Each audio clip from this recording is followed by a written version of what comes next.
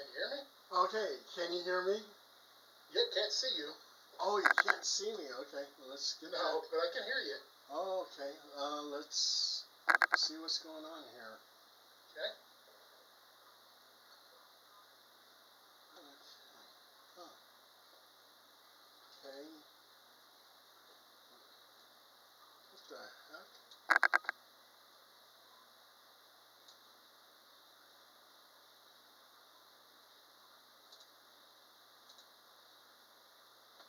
There you go. Oh, you see me now? Oh, good. Yeah, I got you now. Perfect. Perfect. How's it going there, Dr. Terry Trueblood? I'm good. Good. How about you? Oh, good. I love your name. That's a cool name. Yeah. Yeah. Oh, I got it since birth, so you know, there you go. Oh, there you go. There you go. Okay. And where are you broadcasting out of? Where do you live Well, at? I'm in Illinois. Oh, okay, okay. Southern Illinois, closer to St. Louis than to Chicago. Thank God. Yeah. So, Tommy's going to get on here in a minute, and he's from Boston area. Oh, okay, okay. So that's kind of the deal. So, now, do you go by Paul Dale? What do you go? What do you go by? Just like this interview, just by Paul. Yeah, that's fine. Okay. Yeah. Gotcha. And so, if I was to introduce you, how would you like me to introduce you? Just Paul Dale Roberts, author, paranormal investigator. Okay. I do a little of that myself. That's some stuff to talk about. Oh, cool. And then go from there. I see you do location scout for Ghost Adventures. Oh yeah. Yeah. What does that all entail? What they get all my articles on every investigation. I write an article. Okay. They'll go through the article, and one of their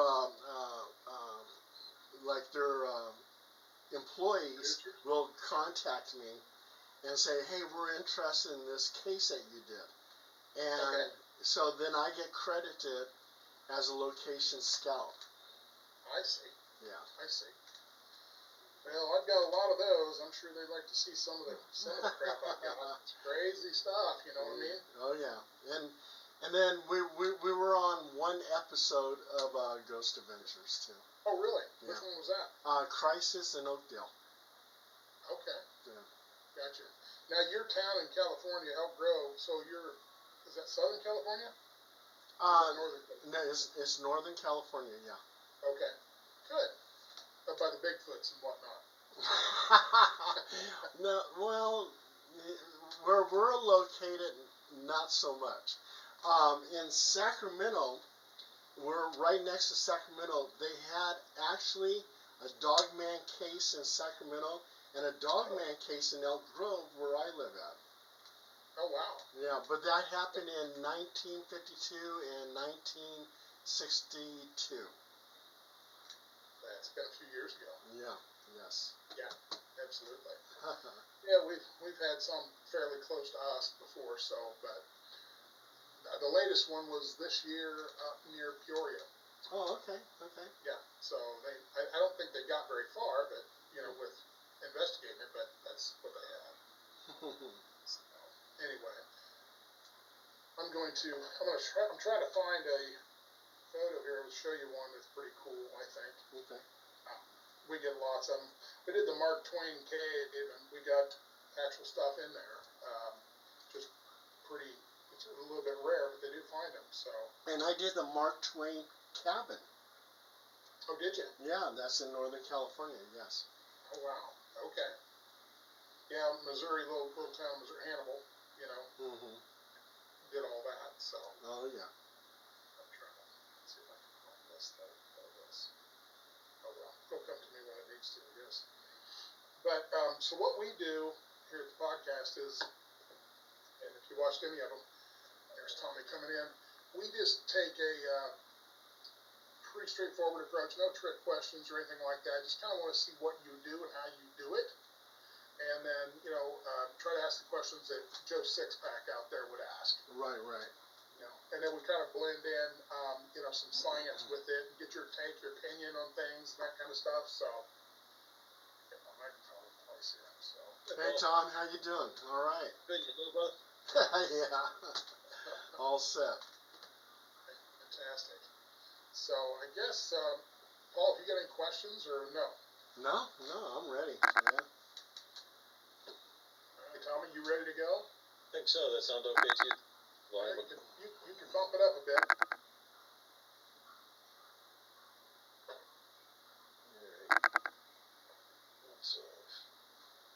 Okay. I guess that's where we're at. Okay, very good. Well, we'll get going here in just a sec, so. Okay. Recording in progress. Hello, folks. Hey, this is Dr. Terry and Tom here at the Metaphysical Mysteries, the most interesting part of your day. Today we have a ghost adventurer as our guest and investigator, Paul Roberts. Paul, thanks for being here. And, man, you got quite a cool background here with, you're an author, paranormal investigator, even been considered like a scout for the Ghost Adventures TV show, Zach Bagans, all that crew, which is very, very popular. So, welcome, glad to have you. Thank you, Dr. Terry Trueblood and Tom. How's it going? Let me ask you, what's your background that kind of brought you to this very unique set of investigative skills here? Well, actually, I'll start from the beginning. I actually grew up in a haunted house, and a lot of things were happening to me. The entity was actually focused on me and terrorizing me. This happened on Effie Street in Fresno, California, and I was just a little boy that this entity pushed me into a heater. It would make me sick. There was one time where I was coughing so much after the entity came to me that my mother came in thinking that she was giving me cough syrup, and she gave me poison. And she made me throw up, get it out of my system and everything else. And I was just, there was this one time where I'm looking out the bedroom window, and I hear my mother's voice in the orange grove, and it's saying, "Come here, Dale, come here." Dale's my middle name. And my mother was in the kitchen, but it was trying to entice me to go into that orange grove, and God knows what would have happened to me if I had went to that orange grove. So, as I got older, I started thinking, was that childhood nightmares, or did something really, truly happen to me? So I started reading all kinds of books on the paranormal. I started reading books from Brad Steiger. I started even getting into Ancient Aliens with Eric Von Doniken's Chariot of the Gods. I was reading everything on the paranormal. Right. So, how I became a paranormal investigator, and I never knew I was going to become a paranormal investigator, but I joined the Army in 1973, and I was working as an MP military police officer, and I was recruited into the Drug Suppression Team, CID, Criminal Investigation Division, and traveled throughout Germany buying drugs, testifying at Article 32s and court-martials. That's where my investigative skills came in. I had a 3-year break, and in 1979, and it's kind of funny how I got into this, but I was watching a James Bond movie, and I was thinking to myself, I said, what is it that those military intelligence guys did? So before I knew it, I was talking to an Army recruiter, and I was signing on the dotted line and became a 97 Bravo intelligence analyst for military intelligence. And I was stationed over at the Photo Interpretation Center in Korea and at Yongsan Barracks. And on one particular day, 6 photographs came in. And on those 6 photographs were pictures of UFOs taken by our reconnaissance aircraft and reconnaissance satellites. And each one depicted a different type of UFO. You had the cigar shape, you had something that almost looks like ball lightning, something that looks like a boomerang, disc shape, on and on. And on the back of it, it said intelligent movement. So that told me that after Project Blue Book closed down shop in 1969, military intelligence was still investigating UFOs. Now we call it what? UAPs, unidentified anomalous phenomenon. So I knew at that point in time, and my job was just to give it a number and pass it on to the DIA, Defense Intelligence Agency, and from there it went to the CIA, and then from there into a black hole and just disappeared. And I knew at that time that military intelligence was still investigating UFOs.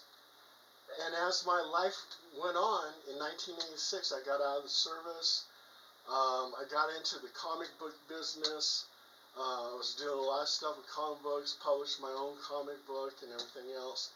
And then I met this one paranormal investigator, and she says, Paul, you're a good writer.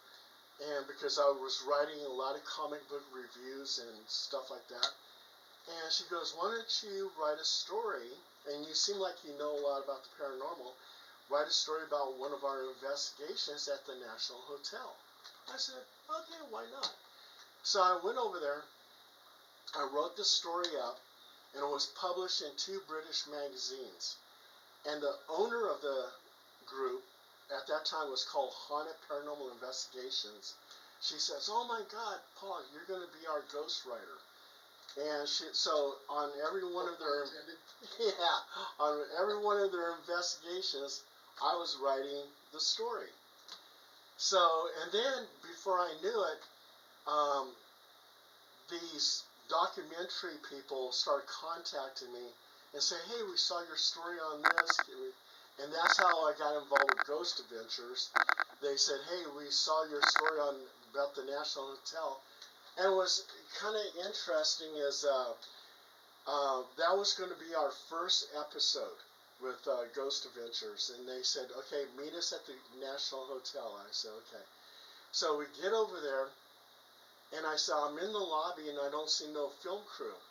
And they said, well, we're in the lobby, and the cameras are here. I said, what National Hotel are you at? And he says, I'm at so-and-so in whatever, Nevada City. And I said, oh my God, I said, we're at the National Hotel in Jaxine, California. And where they're at, they're almost like 3 hours away.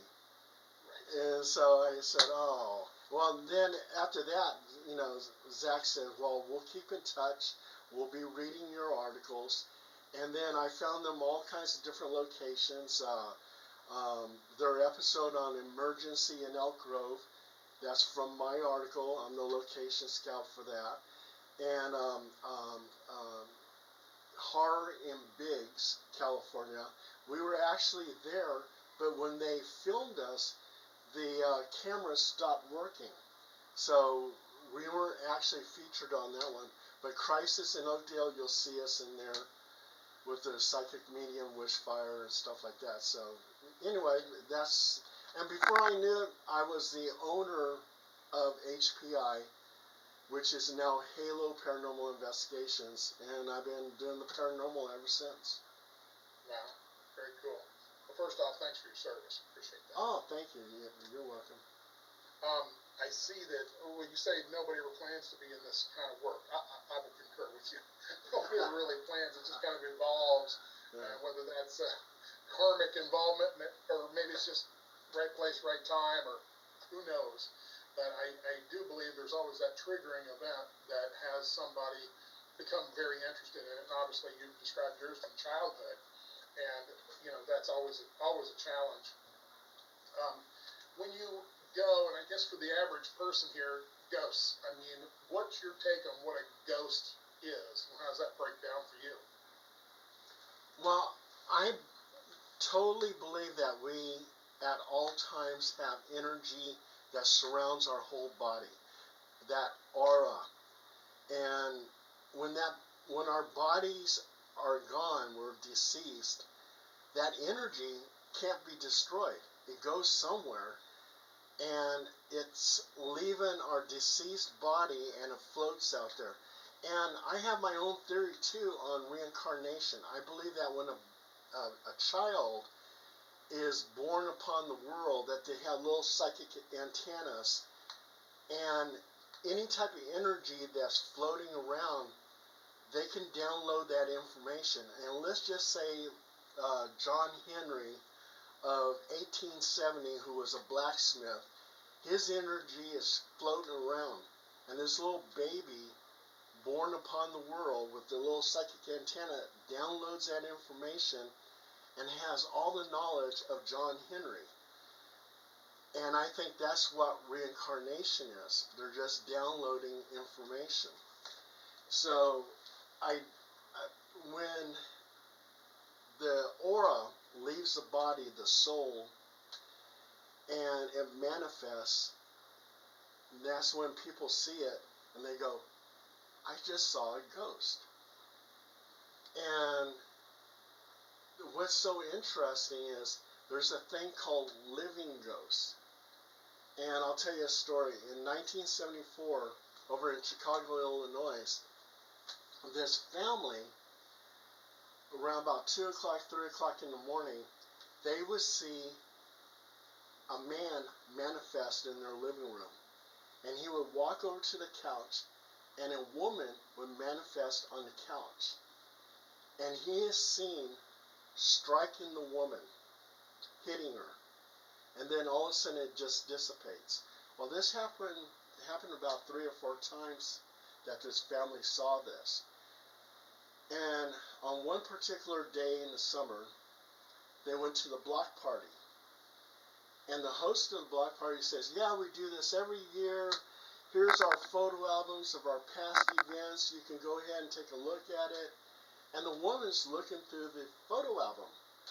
And she goes to this one picture and she goes, oh my God. She goes, those are the ghosts in my house. And the host looks at the photo and he says, ghosts? He goes, yeah, they did live in your house. They had domestic disputes. The police were there all the time. But they're very much alive. They got divorced. He lives 5 blocks down the road, and she lives out of state. But they're both alive. They can't be ghosts. Oh, but they can.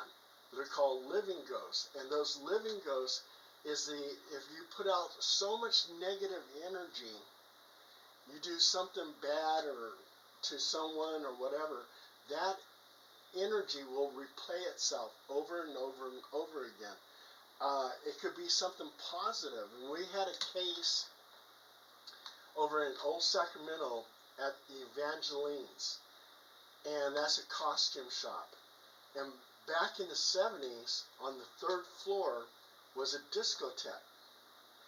And people who prepared the costume shop for the next day, around about 2 o'clock in the morning, hear the shuffling of feet, they hear laughter, they hear disco music.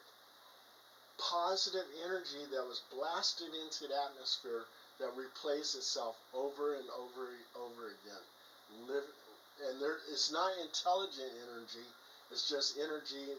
It's like a recording, and it replays itself. Yeah, the energetic imprints Yeah. of, traumatizing situations, battlefields, whatnot. Of course, there's all that. Yeah. That's an interesting concept of a living ghost, imprinting enough energy into space that it would repeat and repeat and repeat. Oh yeah. How would you go about, because you're seeing these ghost TV shows. There's a lot of them now. And a lot of people, they're very popular. People are very curious and interested in that, and thus our podcast too. And but a broader spectrum of metaphysical, issues we try to cover. But what would you do? And a lot of, like I say, TV shows don't do this, don't show this aspect of it. Is getting rid of an energetic pattern like that? Is that something you guys do, or you just document it there and move on? What's your gig? Well, we conduct an investigation. We produce any kind of evidence on the spot. And as for coming down to a cleansing, I do a Roman Catholic type house blessing. And I was actually trained, I'm not ordained, but I was trained by two priests. These two priests, they were just like chatterboxes. They had so many stories, and I was fascinated with their stories. So I would sit back there, and they would smoke their cigarettes and tell me all kinds of different stories. One day, I saw a book, and it was talking about house blessings. I said, can I borrow that book? Not knowing that I will ever be a paranormal investigator. But I just said, can I look at that book? And I read the book, and I learned how to do a Roman Catholic house blessing, and I'm very successful with it. And I use holy water and stuff like that. Our psychic, Wishfire, she does a metaphysical cleansing, and she'll use eucalyptus, smudge wands, and stuff like that, Palo Santo wood, stuff like that. Absolutely. And if a person has a demonic attachment, I will actually conduct a full submersion baptism right in their bathtub. And I'm very successful with that. And that's a basic form of exorcism. And it actually works. When I first did a Roman Catholic house blessing, I didn't know if it was going to work. I was doubting myself. And then when the people would call me and they'd say, God, you got rid of it. The entities are gone. I'm going, wow, it really did work. And then the baptism, again, I doubted myself. I didn't know if it was going to work. But then I started getting phone calls. My attachment, after all these years, it's been 7 years I had this attachment, and now it's gone. Thank you, Paul. And it's like, wow, okay. So that's what I did. I guess, Tommy, you got something on that? Man, I just think it's cool stories. I'd like to go back to the living ghost thing. It just because of things that, we encounter as we do this podcast. I'm sure you know about the concept of the fragmented soul. Could that be what you're saying, where the person is at a different location and a piece of them is based on their history elsewhere, or maybe astral travel or something like that? Oh, absolutely. And in fact, souls, in some of the ancient writings, they talk about that your soul, you just don't have one soul, but you have several souls. So I think all that concept comes together. Do you encounter that frequently, that whole scenario of these living entities? Yeah, we actually do. There's a lot of times, like, okay, one of our investigations that we just had recently, you can feel the negative energy in that home as soon as you stepped into that house. And to just clear your head, you had to step outside again. And some of the evidence that we got, like the EVPs, was words that were said during the time of a crime scene. That the person living in that house committed a crime in that house. And I'm not going to mention it because they told me to keep this confidential, but it was a terrible crime. It was a terrible crime. No one died, but someone was really assaulted. I'll leave it at that. And the words that were said were the words that they thought he said during the time that he committed the crime. So I think it was something that was being replayed over and over again. Gotcha. Amazing stuff.